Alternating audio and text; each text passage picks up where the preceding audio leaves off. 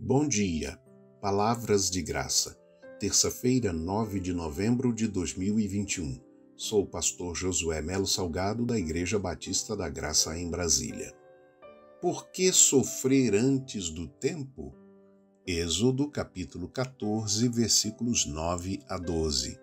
Os egípcios, com todos os cavalos e carros de Faraó e os seus cavaleiros e o seu exército, perseguiram os israelitas e os alcançaram acampados junto ao mar.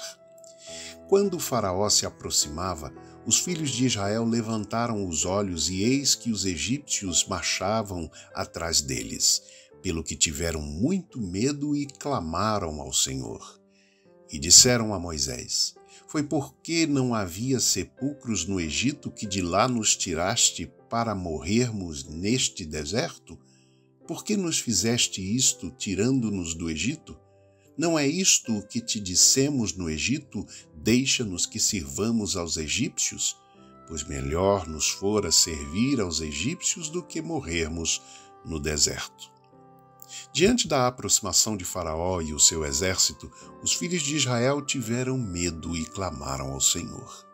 O medo é um mecanismo de defesa que Deus Criador colocou em nós para não nos expormos a perigos.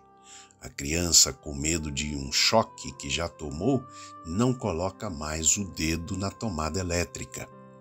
Mas se o medo superar a fé e a confiança em Deus, ele pode nos pregar algumas peças.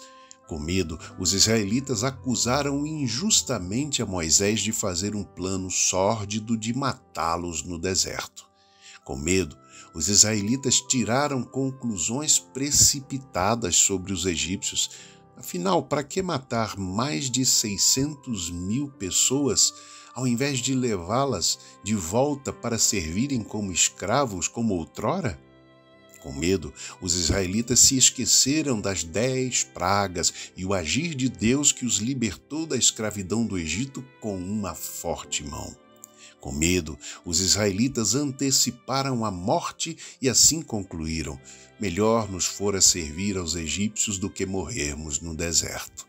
Esqueceram os 430 anos de escravidão, a opressão, a aflição, a amargura de vida e, sim, as muitas mortes pelas mãos dos egípcios no cativeiro. Muitas vezes o medo da ameaça desconhecida ou esquecida nos faz antecipar um final infeliz da história. O medo antes da tempestade geralmente é pior do que a própria tempestade. Por isso, não deixe o seu medo ser maior do que a sua fé em Deus, ou do que o Deus da sua fé. Não perca a esperança. A sua história ainda não chegou ao fim.